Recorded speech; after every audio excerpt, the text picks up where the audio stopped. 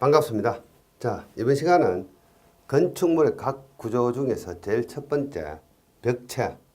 자, 이 벽체라고 하는 것은 뭡니까? 건축 구조물에서 수직으로 서 있는 어떤 구조물인데, 자, 그 구조물이 어떤 공간을 막는다든가 이 공간을 분리하는 어떤 벽을 이야기하는 거죠. 그것이 이제 벽체의 정의고, 그 다음에 이 벽체는 분류를 한 데 있어 가지고 크게 두 가지로 분류를 합니다. 기능적인 분류하고 형태적인 분류. 그래서 기능에 의한 분류가 있고 형태에 의한 분류가 있는데, 자, 우선 기능에 의한 분류는 뭐 외벽, 내벽은 아시겠고, 내력벽, 장막벽, 중공벽, 대림벽, 부축벽 크게 이렇게 한 5가지 정도로 분류를 합니다. 자, 내력벽은 자, 한자 그대로 힘력자 견딜 내자죠. 그래서 힘을 견딘다. 그래서 하중, 요게 키워드죠. 키워드, 하중을 견디는 벽체다. 우선 이렇게 생각하시면 되겠습니다. 자, 그런데 구조용 부재이다. 만약에 내력벽의 정의에서 상부의 하중을 받아서 견디는 벽체라서 비구조용 부재이다. 이러면 틀린 말이 되겠죠. 그래서 구조용 부재이다. 이것도 하나의 키워드가 되겠네요. 자, 그 다음에 장막벽.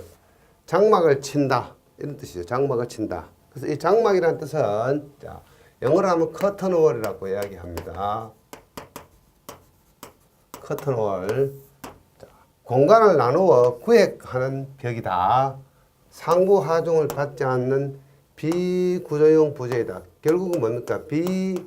비내력벽이다. 이런 뜻이 되겠죠. 비내력벽이다.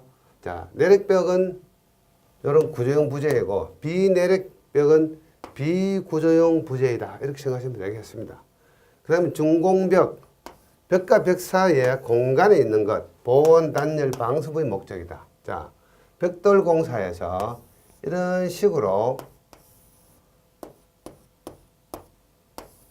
공사를 해서 벽체를 이렇게 구성을 했다고 생각해 보겠습니다. 자, 그러면 어떻습니까? 이 사이에는 공간이 있죠. 공간.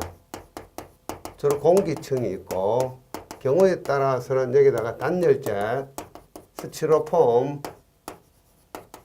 이런 걸 넣을 수도 있습니다. 자, 그래서 외부로부터 어떤 차단 역할을 하는 거죠. 이때 외부로부터 오는 것은 뭡니까?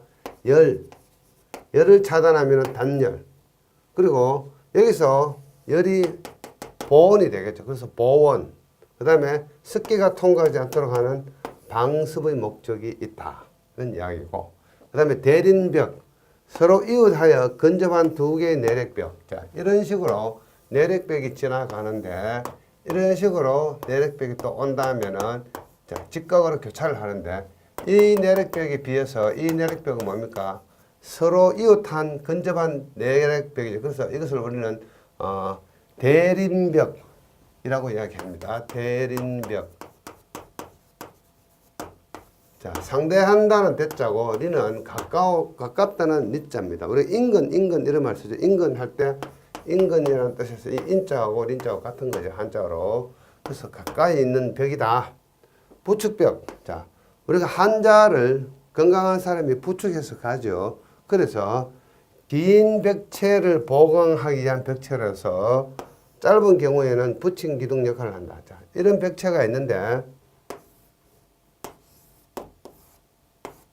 이 벽체가 약하다면 여기에다가 추가로 이렇게 벽체를 해서 이 벽체를 부축한 벽체, 이것을 우리는 부축벽이라고 이야기를 한다고 생각하시면 되겠습니다. 자, 지금까지 설명했던 그 내용들을 보충해서 설명을 드려보면 이러한 내용이 되겠죠. 자, 이 내용은 제가 동영상 밑에다가 별도로 여러분들에게 추가 자료를 제공해 드리겠습니다. 교재에 없는 내용입니다. 아니면은 잠깐 화면을 멈추고 이 내용을 메모를 하셔도 되겠습니다. 자, 내력벽, 철근 콘크리트 또는 블록조에서 지진적, 연적 하중, 수평 하중에 견디게 하는 벽. 자, 이 그림에서 보시면은 요것들이 전부 내력벽이죠. 요 벽체들 전부 내력벽이다 고 생각하시면 되겠습니다. 또 이런 것도 내력벽이 있을 수 있겠죠.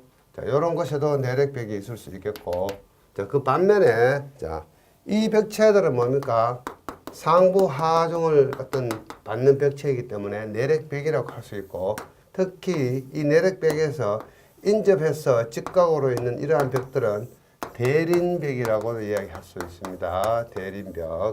그 다음에 벽체이긴 하지만은 이런 방하고 이런 방을 구분해주는 이런 벽체를 만들 수가 있습니다. 이러한 경우에는 비내력벽이라고 생각하시면 되겠습니다. 대린벽, 인근에 있거나 서로 직각으로 교차되는 벽체. 자, 이것들이 전부 내력벽이라면은 이러한 내력벽이 있을 수 있겠죠. 직각으로 교차하는 내력벽. 이것도 마찬가지입니다. 이러한 것을 우리는 대린벽이다. 이렇게 이야기합니다. 대린벽. 자, 여기 있는 대린벽, 그 다음에 내력벽, 요 정의 여러분들 기억하시기 바랍니다. 그 다음에 부축벽, 말씀을 드렸죠. 긴 벽체가 있다면 이 긴 벽체의 강도를 보강하기 위해서 부축해준 이러한 벽체들을 우리는 부축벽이다. 이렇게 이야기를 합니다. 그 다음에 형태에 따른 분류가 있습니다. 그 형태에 따른 또는 뭐 재료에 따른 분류 이렇게 이야기할 수도 있겠죠. 벽돌로 하느냐, 블록으로 하느냐, 철골로 하느냐, 철근 콘크리트를 하느냐, 목조로 하느냐 따라 가지고 이렇게 분류할 수도 있다. 그래서 크게 기능과 형태적 분류가 있다고 생각을 하시면 되겠습니다. 자, 이제 조적죠. 우리가 지난 시간에 뭘 했습니까? 제가 어떤 건축물에 대한 구조 기준, 요거 여러분들에게 강의를 했죠. 이 중에서도 소규모 건축물 공부를 우리가 했습니다. 자, 소규모 건축물은 조적이라든가 블록조라든가 보강 블록조, 그 다음에 콘크리트조로 하게 되는데, 통상 한 2층 이하의 건물 정도를 우리는 소규모 건축물로 정의를 내린다고 말씀을 드렸죠. 그 중에 대표적인 게 이제 조적조입니다. 벽돌이나 또는 뭡니까?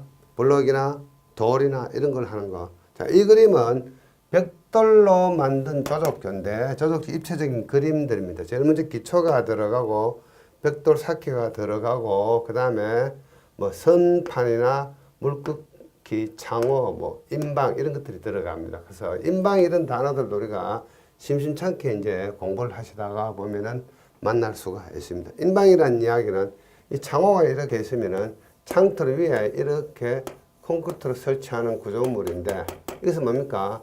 이런 격우부를 보강하기 위해서 하는 것이 인방이죠. 이때 인방은 위에 있는 웃인방이 있고 이 창호틀 밑에 또 이렇게 인방을 설치할 수가 있습니다. 그래서 이것은 아랫 인방이라고도 이야기하는데, 여기서 나중에 별도로 한번 언급이 됩니다.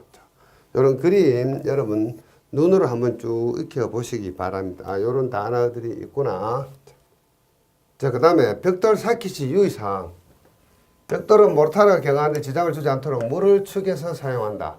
자, 객관식 문제에서 벽돌을 물을 축에서 사용하는 이유인 것은, 이유로서 옳은 것은 이렇게 문제가 나오겠죠. 그것은 물을 축이지 않으면 모르타르 수분이 벽체에 많이 흡수되어서 벽체의 강도가 약해진다. 그래서 벽체의 강도가 약해지지 않도록 하기 위해서 물을 축에서 사용을 한다.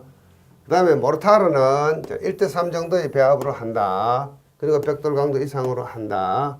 자, 사키용 경우에는 1대3, 지장바람인 경우에는 1대1에서 1대2. 지장바람이라는 이야기는 흔히 말해서 뭡니까? 미장을 이야기하는 거죠. 벽돌을 다 쌓고 나면은 외벽에다 발라주는 걸 이야기하는 겁니다. 모래 입도는 1.2에서 2.5mm 정도의 어떤 직경을 갖는 모래를 사용을 한다. 자, 그 다음에 중요한 것은 하루에 벽돌 쌓는 높이는 1.5m, 20켜를 초과하지 않도록 하고 보통 1.2m 정도를 한다.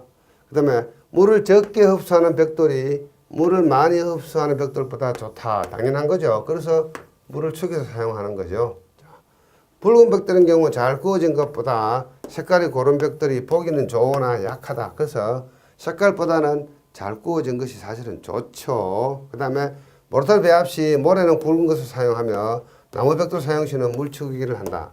뭐 요즘 나무 벽돌 사용하는 경우는 없습니다만 예를 들어서 뭐 어떤 커피숍이나 이런 인테리어용으로 나무 벽돌을 사용할 수는 있습니다. 자, 요거 잘 기억을 하시기 바랍니다.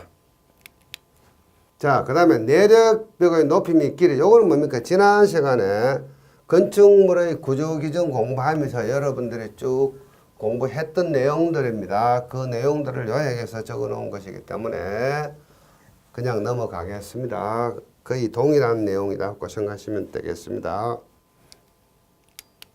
내력벽의 두께 마찬가지입니다. 이것도 지난 시간에 우리가 법규 공부할 때 건축물의 구조 기준에 대한 규칙 공부할 때 다 하셨던 내용들입니다.